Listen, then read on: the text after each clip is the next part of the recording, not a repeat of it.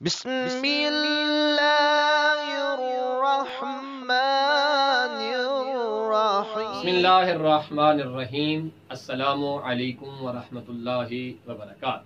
یا علی مدد علیہ الصلوۃ والسلام۔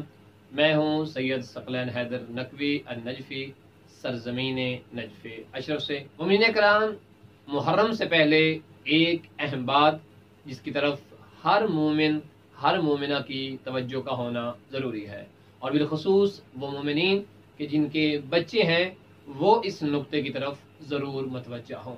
وہ اہم نقطہ جو میں آپ کی خدمت میں گزارش کرنے لگا ہوں وہ واقعاً نوٹ کرنے والا ہے اور مومنین کو بتانے والا ہے۔ ماہ محرم کا جیسے آغاز ہو، میں آپ سے ملتمس ہوں کہ اپنے بچوں کو مجالس، جلوس اور عزا کی جو بھی محفل ہو، جس طرح کی بھی محفل ہو، اس میں اپنے بچوں کو ساتھ ضرور لے کر جائیں۔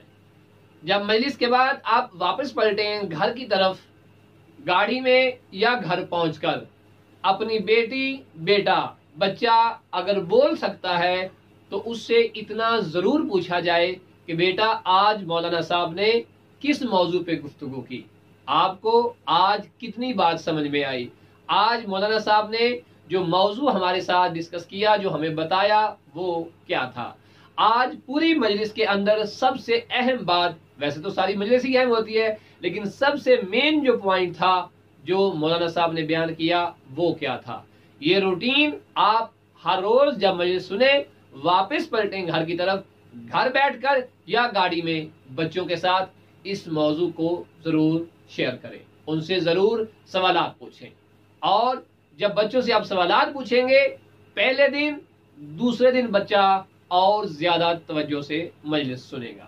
اور ساتھ آپ بچوں کو یہ بھی کہہ سکتے ہیں کہ جب آپ ان باتوں کو اچھی طرح سے سنیں گے، یاد رکھیں گے، تو آپ کو انشاءاللہ انعامات بھی دیے جائیں گے۔ یہ کوئی لالچ نہیں ہے، بلکہ یہ بچے کی حوصلہ افزائی ہے تاکہ بچہ مکمل توجہ سے مجلس سنے، اور اس طرح کم سن بچہ اپنے ہدف کی طرف زیادہ متوجہ ہو جاتا ہے۔ اس کی فطرت میں چیزوں کو لینا ہے، چیزوں کو اکٹھا کرنا ہے۔ لہٰذا بچوں سے اب جب مجلس سنیں، جو مجلس علامہ صاحب نے، مولانا حضرات نے پڑھی ہے، اس پہ توجہ رہے، اور بچے جس طرح سے بھی آپ کو بیان کرے ان کی حوصلہ افزائی کرے، اور مد مقابل مثلا انہیں جوس پلا دیا جائے، انہیں آئس کریم کھلا دی جائے، اس میں کوئی قباحت نہیں ہے۔ اب کوئی یہ کہے کہ کیا محرم میں آئس کریم کھانی چاہیے، تو میں یہ کب کہہ رہا ہوں کہ آپ ہوٹلوں میں جا کر جو ہے وہ آئس کریم کھلائیں، بلکہ جوس یا آئس کریم گھر میں بنائی جائے، اور ٹیبل پہ بچوں کو بٹھا کر سوالات پوچھے جائیں، بعد میں جو ہے وہ آئس کریم یا جوس پیا جائے، اور تذکرہ آل محمد کرتے ہوئے اسے نظر کا نام دے دیا جائے، اسے تبرک کہہ دیا جائے۔